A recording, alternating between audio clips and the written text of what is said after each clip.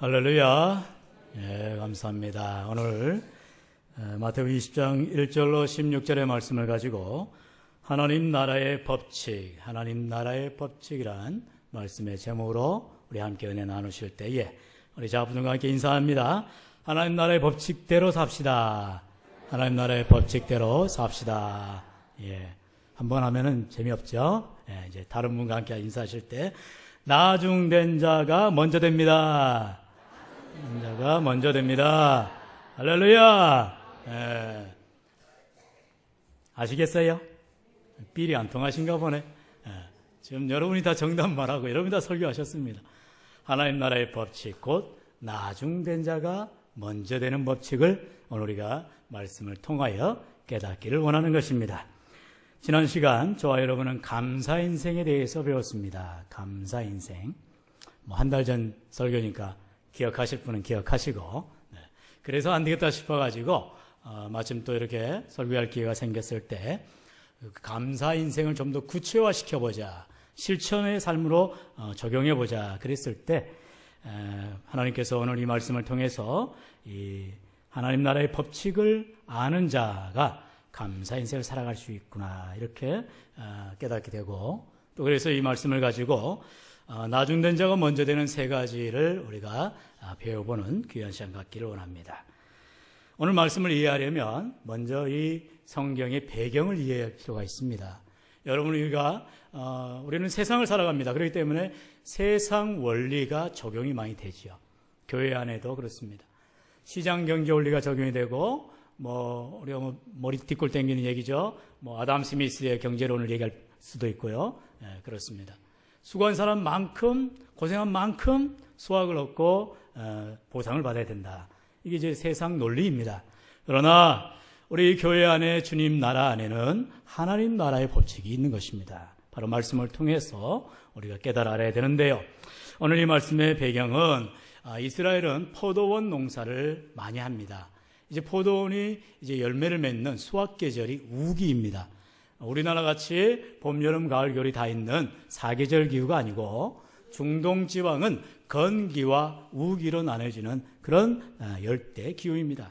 이제 우기를 닥쳐서 그 기간이 짧기 때문에 어서 빨리 포도의 수확을 거둬야 됩니다. 그렇지 않으면 아름다운 주렁주렁 맺힌 포도 열매가 다 썩어버리고 열매를 못 걷게 되죠. 그러니까 익은 포도를 빨리 거둬야 돼서 포도원 주인은 마음이 애타는 것입니다. 많은 농부들이 필요하고 많은 일꾼들이 필요해서 그 농사의 열매를 수확해야 한다는 것입니다.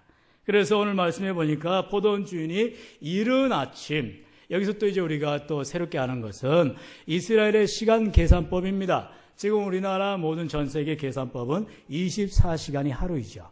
근데 이스라엘은 이제 밤 시간이 따로 있고 낮 시간이 따로 있습니다. 그래서 아침에 해가 뜨는 시간을 기점으로 해서 12시간을 삼습니다. 그러니 오늘 말씀에 나오는 이른 아침이라는 것은 해 뜰 때를 말하는 것이고, 그리고 하루에 12시간을 기점으로 해서 해질 때가 12시가 되겠죠. 이제 이른 아침에 품꾼을 구하기 위해서 하루에 한 데나리온씩 주기로 약속을 하고 포도원에 들여보냅니다. 쉽게 말하면 고용주가 이제 피고용인을 불러다가 고용 계약서를 잡 오퍼를 주는 것입니다. 그래서 이제 계약을 하고 일하기 시작하는 거지요. 3절로 말씀을 보면은 일손이 부족한 이 주인으로서는 이제 제3시, 해 뜬 후 3시간 지난 제3시, 우리나라 시간 말하자면 9시 정도 됩니다. 그리고 제6시 정오죠. 제9시 오후 3시 이렇게 각각의 시간에 장터에 나아가 여전히 일꾼들을 모아서 포도원에 들여보내고 있어요. 그런데 이제 해지기 바로 1시간 전 제11시라고 성경 말하죠. 그때에도 포도원 주인이 장터에 나갑니다. 그리고 그때까지 일거리를 갖지 못하고 있는 그런 사람들을 만나게 되고, 주인은 해질 때가 다 되었지만 그 품꾼들을 포도원에 들여보냅니다. 주인은 이미 이제 포도원 품꾼을 들여서 1시간 정도밖에 일할 수 없고 일당을 줘야 되는데도 포도원 주인은 여전히 일꾼들을 부르고 있다는 것입니다. 이렇게 해서 하루가 다 지나고 일이 끝나자 청지기를 불러다가 이제 품삯을 주게 합니다. 그런데 재미있는 것은 아침 일찍 이른 아침에 와서 일한 사람부터 주는 것이 아니고 성경이 뭐라고 말해요? 제11시에 온 품꾼, 즉 1시간만 일한 사람 먼저 이제 품삯을 주고 있어요. 그것도 한 데나리온을 줍니다. 그때에 이제 이른 아침에 온 품꾼들이 이렇게 생각합니다. 1시간만 일한 사람에게 한 데나리온을 주네? 그러면 우리는 아무리 못 받아도 대여섯 데나리온을 받겠지. 이렇게 생각을 하고 있습니다. 그런데 나중에 그들의 손에 쥐어진 것은 처음에 계약한 대로 한 데나리온이었어요. 그러자 이 이른 아침에 온 품꾼들이 불만과 불평이 가득하여서 이제 원망합니다. 아니, 세상에 이런 경우가 도대체 어디가 있나? 어떻게 1시간 일한 사람과 온종일 떼약 뺏어서 수고한 우리를 같이 취급한단 말인가? 그랬어요. 그때 주인이 대답합니다. 우리 본문 13절부터 16절까지. 우리 13절부터 16절까지 저와 여러분이 한 절씩 교독합니다. 주인이 그 중에 한 사람에게 대답하여 이르되 친구여, 내가 나와 한 데나리온의 약속을 하지 아니하였느냐?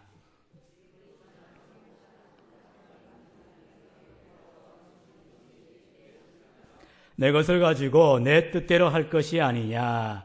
내가 선함으로 네가 악하게 보느냐?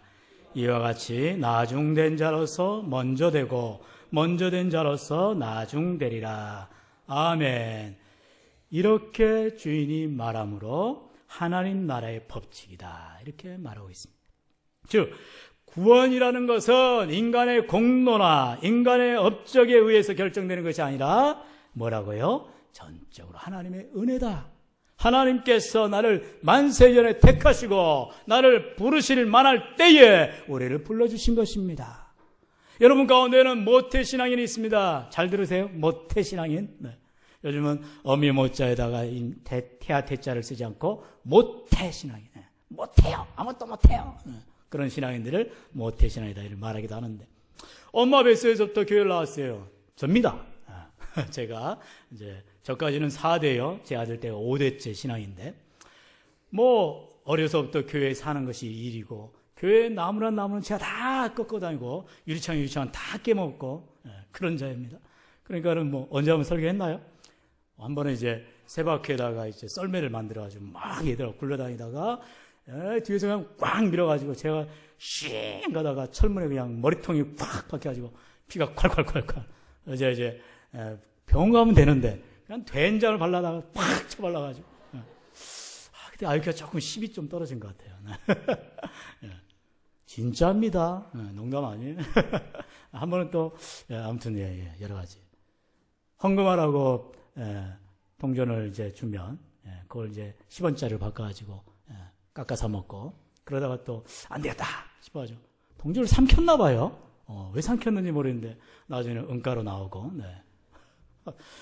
여러 가지 재밌는 일을 한 기억이 있습니다. 예수님을 알았겠어요? 아무리 뭐 대신앙이어도 양치일날 교회 나오고 매일같이 교회 마당에 가서 놀고 머리 깨지고 자빠지고 무릎 팍 터지고 그렇게 살았어요. 그러다가 이제 때가 돼요. 하나님의 일꾼, 그것도 목사의 직분으로 부르신 거에 순종하고 이 사명을 감당하고 있습니다. 그런데 여러분 가운데는 또 우리가 이렇게 전도하자면서 300명의 영혼들을 작정하는 것은 아직까지도 주님의 부름에 나오지 않는, 우리 교회에 한 번도 문턱을 밟지 않은 주님의 그 말씀을 귀담아 듣지 않는 자들이 아직도 많다는 것입니다. 그들은 어느 때 하나님 부르실 것인가? 그것 또한 하나님의 때에 하나님의 은혜 가운데 부르신다라고 말씀하는 것이요. 그런데 우리는 이 천국에 대한 비유를 자칫 인간적인 그런 합리적인 사고방식으로 이해하려 하면 절대로 이해가 안 되고 오해가 됩니다.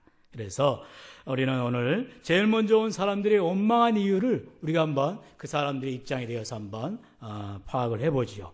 우리 한번 10절 말씀 다시 한번 다 같이 읽어봅니다. 시작. 먼저 온 자들이 와서 더 받은 줄 알았더니 그들도 한 데나리온씩 받은지라. 무엇이에요? 바로 비교한 것입니다. 이 사람들이 먼저 왔는데 보니까 맨 나중에 온 사람이 한 데나리온을 받았다는 거예요. 그래서 더 받을 줄 알았던 것입니다.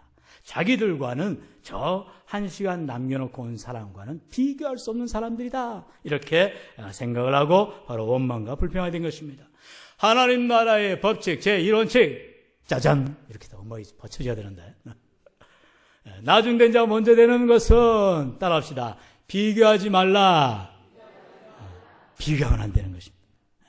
비교하지 말아야 그것이 하나님 나라의 법칙이라는 것입니다.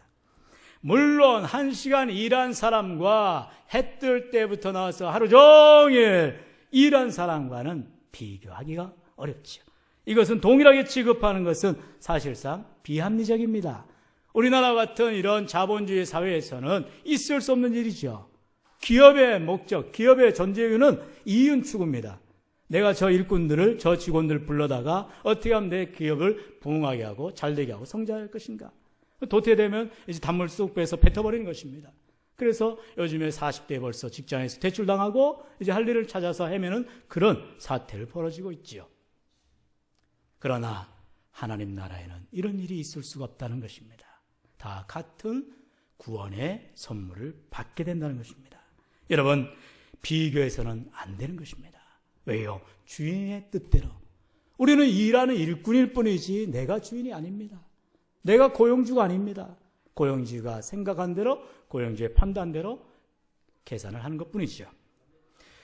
우리는 이렇게 때로는 어떤 원망과 질투와 시기가 출발하게 된 원인을 따져보니 바로 비교하는 데서부터 출발하더라. 내가 이래도 우리 교회 나온 지 몇 년째인데, 내가 이래도 직분이 무엇인데, 이러면서 사람들과 다르게 비교하자는 것입니다. 여러분, 그것은 결코 하나님 나라의 옳은 법이 아닌 것입니다. 그러므로 사랑하는 성도 여러분, 우리가 사는 이 세상에서 우리가 하나님 나라가 이루어지기 위해서는 서로 비교하지 말아야 됩니다. 그러면 어떻게 하는 것이 비교하지 않은 것이냐? 여러분, 하나님께서는 창세기 1장 27절로 28절에 하나님께서 우리 인간들을 창조하실 때에 무엇을 따라 창조했다 했어요? 하나님의 형상을 따라. 이미지입니다. 하나님의 형상, 하나님은 뭐 눈 2개고 손 2개고 발 2개 이런 모양이 아니고 하나님의 형상, 하나님의 전인격, 우리 도덕적이고 인격적이고 하나님의 인자하시고 온유하신 이런 성품을 닮은 인간을 창조하셨어요. 얼마나 보기 좋았어요? 그래서 심히 좋았더라고 하나님 말씀하셨습니다. 그러던 인간들이 이제 죄를 범합니다. 허물과 죄로 말미암아 하나님과 관계가 단절되어 버립니다. 그래서 우리는 결국 마귀의 자식이 되어서 이제 지옥 불구덩이로 나아갈 수밖에 없는 자들이 된 것입니다. 그런 우리를 하나님께서는 회복시키시길 원하는 것이죠. 그래서 우리는 주님 주시는 은혜로, 주님 주시는 힘과 능력으로 우리가 비교를 하지 말고 하나님 나라의 법칙대로 살아가야 할 줄로 믿습니다. 이제 그렇다면 좀 더 구체적으로 어떻게 하나님 나라의 법칙, 바로 비교하지 않고 나중된 자가 먼저 되는 것은 어떻게 할 것인가? 두 번째는 우리 6절과 7절 말씀 한번 같이 읽어보겠습니다. 시작. 제11시에도 나가보니 서 있는 사람들이 또 있는지라. 이르되 너희는 어찌하여 종일토록 놀고 여기 서 있느냐. 이르되 우리를 품꾼으로 쓰는 이가 없음이니이다. 이르되 너희도 포도원에 들어가라 하니라. 아멘. 우리는 방금 전에 제일 먼저 온 일꾼들이 감사하지 못하고 원망하고 불평했던 이유를 찾아봤어요. 그건 뭐예요?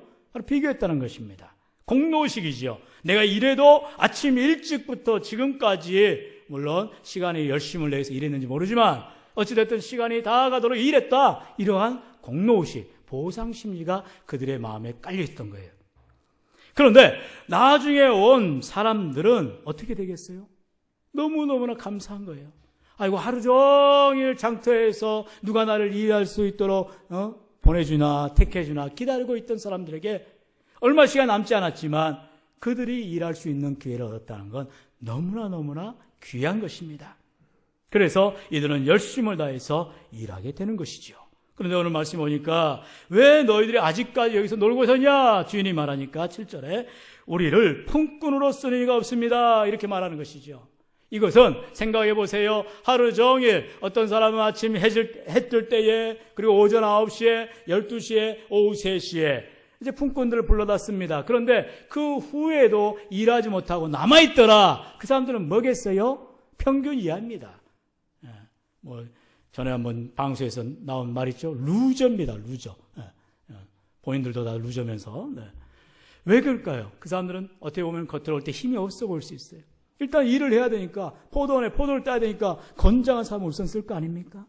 그리고 어떤 사람은 뼈쩍 말라가지고 도대체 저 사람이 일할 수 있을까? 그래서 그런 사람이 남겨 있을 겁니다.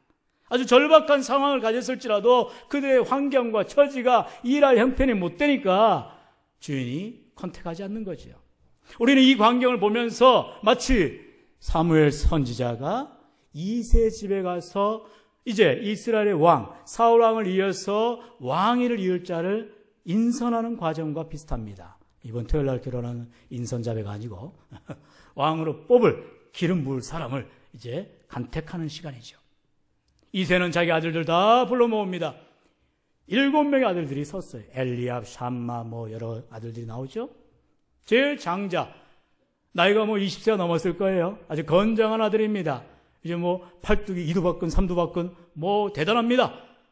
이새가 생각을 해볼 때 우리 아들 장남 엘리압 정도면 우리 이스라엘의 왕이 될 만해.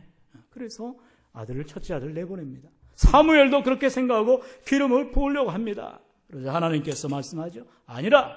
그러자 둘째, 또 샴마, 또 셋째, 이렇게 계속해서 아들들을 내놓는데 다 하나님이 아니라는 것입니다.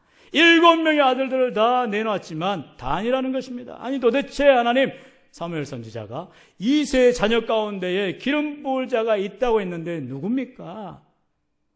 그러면서 이새가 묻죠. 당신 아들들이 이게 다요? 이새가 말합니다. 아니요. 말째가 있는데 그 아이는 지금 형들이 두고 간 양들을 치고 있습니다. 얼마나 책임감이 강합니까? 비록 형들은 우리 집에 이제 앞으로 왕위를 이을 사람을 사무엘 선지자 와서 기름 부어준대. 형님이 이번에 되고 다음엔 제가 해야겠네요. 이런 얘기를 하면서 왔을 거예요. 양들은 풀을 뜯던지 비탈길에 쓰러지든지 내두고 왔다는 것입니다. 그럴 때 다윗은 어린 소년이지만 그 형들이 버려두고 간 양들을 지키러 가 있는 것입니다. 하나님 바로 그 모습을 보신 것이죠. 그래서 사도행전 13장에 내가 이새의 아들 다윗을 보니 내 마음에 뭐하도다? 합하도다. 한마디로 쏙 들더라. 그렇다는 것이죠. 그래서 다윗이 기름 부음을 받죠. 그러나 아직 어린 소년입니다. 그래서 바로 왕위가 된 게 아니라 또 10몇 년, 한 13년 정도죠. 역사적으로 보면. 그렇게 해서 나이가 이제 40이 되어서 왕위를 이어가는 이런 시기를 우리가 보게 됩니다. 하나님께서는 그래서 성경 말씀에 뭐라 합니까? 나 여호와는 사람의 중심을 보느니라. 사람들은 외모를 볼지라도 나 여호와는 그 사람의 마음의 중심을 본다는 것입니다. 지금 11시, 11시에 기다리고 있는 이 사람들은 비록 몸은 빼빼 마르고 힘은 없을지라도 내가 부양할 가족들, 내 처자식들 생각하면 나는 언제라도 일을 해야 된다라는 절박한 마음으로 서 있었던 것입니다. 그럴 때 포도원 주인이 너 와라 하고 데리고 간 것입니다. 바로 이 절망의 상황에서 희망의 상황으로 변화되는 것이죠. 여러분, 나를 불러준 것만 해도 감사한데 또 일자리를 주시니 얼마나 고마운가 하면서 열심히 그들은 해질 때까지 일했다는 것입니다. 이게 뭐예요? 바로 은혜의 삶인 것입니다. 여러분, 하나님 나라의 법칙은 비교하지 말고 두 번째로 따라합니다. 오직 은혜라. 다른 게 없어요. 하나님 나라에는 은혜밖에 없다는 것입니다. 오직 은혜만을 앞세우는 우리 한광의 원곤석이 되기를 주님의 이름으로 축원합니다. 여러분, 건강한 교회는 보상 심리가 좌우하는 교회가 아닙니다. 건강한 교회는 연차를 따지고 그 사람의 경력을 따지고 어떤 그 사람의 물질의 많고 적음을 따지고 그 사람의 높고 낮음을 따지는 것이 아닙니다. 바로 은혜로 살아가는 것입니다. 그럴 때에 하나님께서 우리 교회를 더욱 강건하게 붙들어 주는 것입니다. 어제 우리 봄맞이 대청소를 하였어요. 자, 이렇게 우리 교회 벌써 3년 차인데 해마다 봄, 가을로 뼈 빠지게 청소합니다. 아무튼 제가 부임한 교회마다 왜 이렇게 일들이 많은지 모르는데 아무튼 한광교회만큼 일 많은 교회는 처음입니다. 죽어라 일만 합니다. 떨어지지 않는 게 다행이에요. 이렇게 물론 정타고 올라갈 일은 없지만 열심히 일합니다. 이번에는 도망가 버렸어요. 농담이고요. 대신방이 예약이 되어 있으니 할 수가 있습니까? 제 마음은 청소하고 싶은데 몸이 말을 안 따르고 그냥 분당으로 도망갔습니다. 그런데요, 아침에 일찍 제 핸드폰으로 따르릉 벨이 울리는 거예요. 어떤 성도님께서 전화 와가지고 아유 목사님 오늘 교회 대청소한다면서요. 예, 몇 시합니까? 네, 10시입니다. 그러면서 시계를 봤더니 7시 몇 분이에요. 뭐처럼 늦잠을 자고 있는데 전화벨이 울린 거예요. 알고 봤더니 그 성도님이 벌써 나이 연세가 7학년 6반이세요. 그런데 교회에 청소가 있다니까 몇 시에 가면 되냐고 막 소풍 가는 아이처럼 기다리면서 청소하러 나오시는 거예요. 우리 교회에 이렇게 나이가 연세가 지긋할지라도 조그만 교회 모퉁이라도 내가 닦겠습니다. 내가 요 신주라도 이렇게 열심히 인대가 늘어나도 닦겠습니다. 하나님께서 갚아줄 줄로 믿습니다. 여러분, 그렇게 해서 우리 교회가 아름다운 대청소를 이룬 거예요. 이번에는 또 베드로회가 생각지도 않게 우리 계단을 삐까뻔쩍하게 만들어버렸어요. 얼마나 놀라운 일이 일어난지 모릅니다. 다 어르신들이 하니 밑에 전도회들은 알아서 기해야 되겠죠. 잘 청소하신 줄 압니다. 여러분, 이게 바로 은혜의 삶인 것입니다. 내가 해야 할 일이 무엇인지를 찾아가면서 비록 나의 일은 작을지라도 그 일을 기쁨으로 감당하는 이것이 바로 은혜의 삶인 줄로 믿습니다.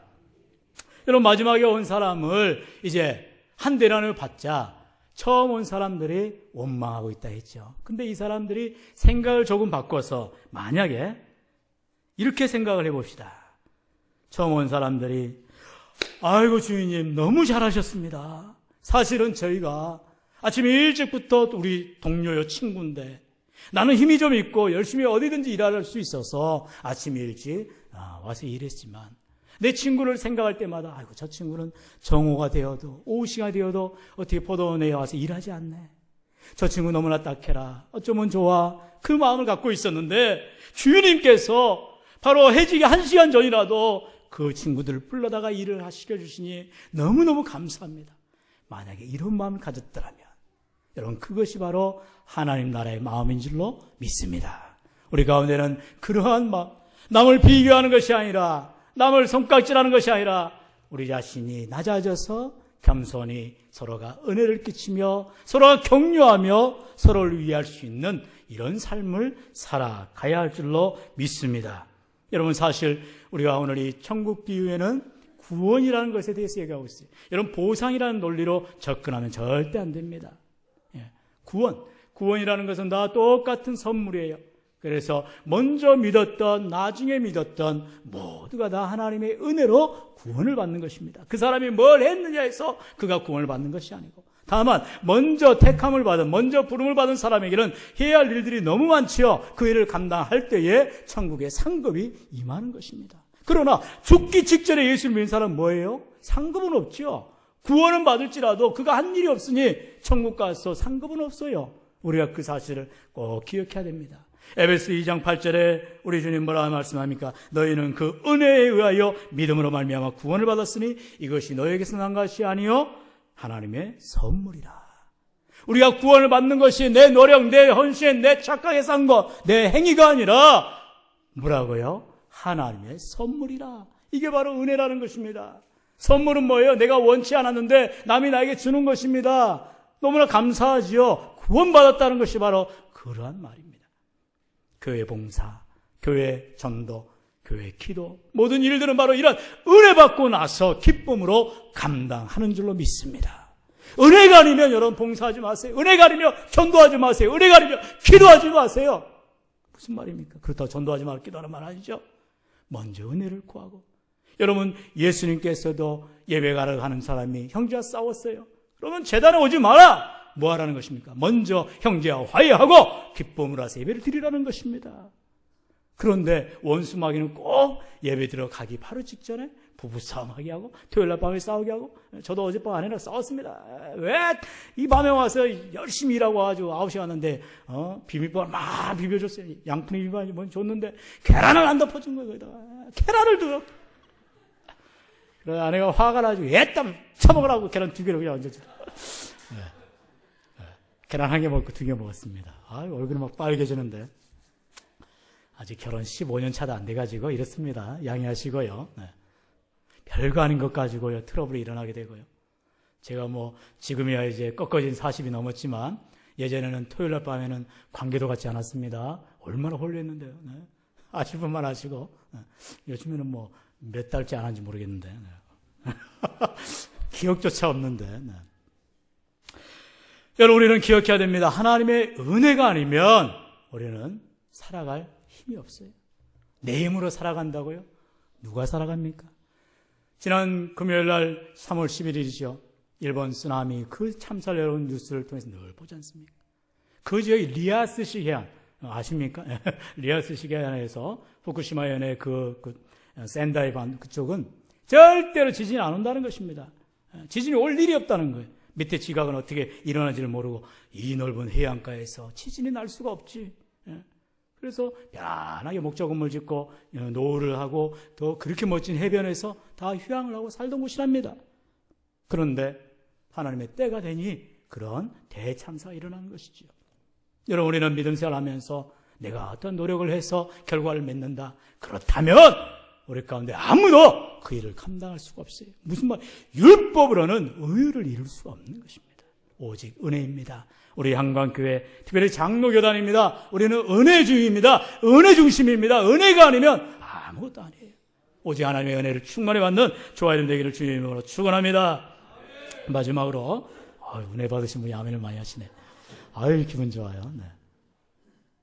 자, 마지막으로 나중된 자가 먼저 되는 하나님 나라의 법칙 따라합시다. 항상 감사하라. 중요한 건 감사입니다. 은혜 받으니 감사가 되죠. 선물을 바라지도 않는데 받았으니 감사하죠. 할렐루야. 여러분, 우리는 감사를 입에 달고 살아야 됩니다. 우리 한번 11절과 12절 말씀 다 같이 읽겠습니다. 시작. 받은 후 집주인을 원망하여 이르되 나중원 이 사람들은 1시간밖에 일하지 아니하였거늘 그들을 종일 수고하며 더위를 견딘 우리와 같게 하였나이다. 예, 여기가 감사가 없는 사람들, 바로 원망과 불평하는 사람들입니다. 그런데 감사하는 사람들은 비록 작은 시간 내가 한 데나리온은 받을지 생각도 안 하고 일할 수 있다는 것만으로 감사하면서 일할 때 그 사람에게 주인은요, 마지막 제 11시 온 사람에게 내가 너에게 한 데나리온을 주겠다고 약속도 안 했어요. 그거 바라고 일한 사람 아닙니다. 우리가 그 사실을 알아야 돼요. 아이고 잘됐다. 다른 사람은 아침 일찍부터 일해가지고 겨우 한 대나 받는데 나는 1시간 일해가지고 한 대나 받. 아이고 수지 맞아라. 이런 쪼잔한 마음 가진 자가 아니라는 것입니다. 그죠? 불러준 것에 감사합니다. 그러면서 열심히 땀 흘려 일했을 때 주인이 한 대나리온을 주는 거예요. 얼마나 그러니 더 감사하겠어요. 여러분, D.L. 무디, 유명한 기도에 응답받은 D.L. 무디 목사님이 이런 말씀했어요. 원수가 잘못되었을 때 그거 참 고소하다는 생각이 들었다면 그는 이미 영적으로 죄 짓는 것이다. 우리가 사실 지난 3월 11일 금요일 우리 바닷길로 50km도 멀지 않는 일본 땅에 그 큰 대지진 참사가 일어났어요. 그러면서 전후 바로 2차 대전 이후 최악의 상황을 처하고 있는 일본의 그런 상황들, 긴박한 상황들을 우리는 보고 있습니다. 여러분, 과연 어떤 생각, 어떤 마음이 드십니까?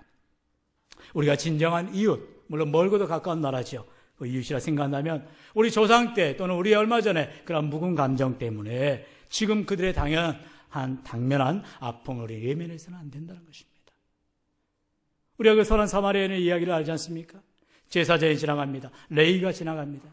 그들은 율법으로 생각을 합니다. 저 사람이 지금 도둑 맞아가지고 피 흘리고 있는데 나는 피를 흘린 사람 만지면 안 돼. 그래서 안 만지고 도망가는 거예요. 그러나 사마리아인은 비록 그가 사람들로부터 인정받지 못한 마이너리티 인생이라 할지라도 사마리아인은 그 사람을 들쳐매고 나귀에 태우고 주마에 가서 그를 간병하게 하고 주인에게 또 돈을 줘가면서 부탁을 하는 걸 보게 됩니다. 우리가 지금 이 시간 오히려 이런 기회를 삼아서 일본 땅을 위하여 기도하며 그 영혼들을 위해서 우리가 후원하며 또 우리가 간절히 간구할 때 하나님께서 마지막 때에 일본을 구원하시고 건져주실 줄로 믿습니다. 여러분, 그렇습니다. 하나님은 감사한 자를 기뻐하시고 축복하십니다. 감사한 자에게 더 큰 놀라운 복을 주시는데 바로 마음의 평강을 주시는 거예요. 비록 우리 남편이 월 100만 원 월급 가져왔다 할지라도 아이고 우리 남편 열심히 일했네, 감사해요. 그렇게 살아가는 사람과 월 1,000만 원을 가져온 남편에게도 아이고 요거밖에 못 가지면 어떻게 내가 살아, 나는 계속해서 이렇게 비싼 거 치장해야 되는데, 그런 사람과 같겠냐는 것입니다. 우리는 늘 감사하면서 어떠한 환경에서도 주님의 은혜를 생각하며 나아가는 바로 하나님 나라의 법칙으로 살아갈 때에 나중된 자가 먼저 되는 놀라운 복을 받을 줄로 믿습니다. 사랑하는 성도 여러분, 이 시간을 통해서 우리에게 그동안 잃어버렸던 감사, 잃어버렸던 은혜를 생각하시고 다시 한번 회복하시고 깨우치는 귀한 시간이 되기를 원합니다. 여러분, 감사하는 것이 나중된 자가 먼저 되는 하나님 나라의 세 번째 법칙입니다. 사랑하는 성도 여러분, 아직까지도 내 삶에서 원망과 불평과 그리고 불만으로 가득 차 있습니까? 조금 더 자세를 낮추시고 조금 더 환경을 다시 보시면서 하나님의 은혜를 생각하여 비교하지 말고 또 뭐예요? 은혜를 생각하고 그리고 감사하며 나아갈 때 이런 하나님 나라의 법칙의 삶이 될 줄로 믿습니다. 여러분, 감사는 0.3초의 기적이라고 합니다. 몇 초요? 0.3초. 그만큼 순식간에 감사가 일어난다는 거예요. 우리 가슴으로 감사를 느끼는 시간은 0.3초밖에 안 돼요. 여러분, 예를 들어서 우리가 문 밖에 나가면 다 유리창이 있죠. 유리문이 있죠. 뉴질랜드 살아봤어도 그러지만 외국 사람들은 예를 들어서 은행에 일을 보고 나올 때 먼저 유리창 확 닫고 나가버리지 않습니다. 뒷사람이 오는 걸 생각해서 문을 잡고 있어요. 그 다음에 없으면 닫고 갑니다. 우리 사람들 어떻게 해요? 나의 볼일 보고 문 팍 닫고 나가니까 뒷사람이 꽝 하고 닫히면서 이런 하면서 자기도 꽝 닫아버리고 계속해서 꽝꽝꽝. 감사하지 않은 사람들은 내 할 일만 하고 내 일만 보이는 거예요. 그러나 감사가 넘치는 사람들은 오늘도 교회를 나가시면서 혹시라도 쓰레기가 떨어졌다든지 또 교회 뭐가 좀 오물이 있다니 그러면 맨손을 주워야 됩니다. 죽게 돼 있어요. 하나님 오늘도 예배 잘 드리고 기쁨을 합니다. 교회 깨끗하게 되었는데 이 오물이 있어도 안 되죠 하면서 죽는 것입니다. 우리 마음 가운데 이런 감사의 여유, 0.3초의 여유, 그것이 감사 인생으로 바뀌는 것입니다. 생각을 바꾸세요. 마음을 바꾸세요. 몸을 여세요. 그리고 헌신하십시오. 그럴 때 우리는 놀라운 축복의 삶을 살아가게 되는 것입니다. 여러분, 비교하지 마시고 오직 은혜로 항상 감사하며 나아갈 때 우리 한강교회 모든 성도가 하나님 나라의 법칙으로 살게 될 줄로 믿습니다. 특별히 우리 인생의 11신을 맞이한 우리가 품은 VIP 태신자들이 이제 다 복음을 전하여서 그들이 주 앞에 나오게 되는 놀라운 은혜가 있기를 주님의 이름으로 간절히 축원합니다. 우리 시간 합심하게 한번 기도할 때에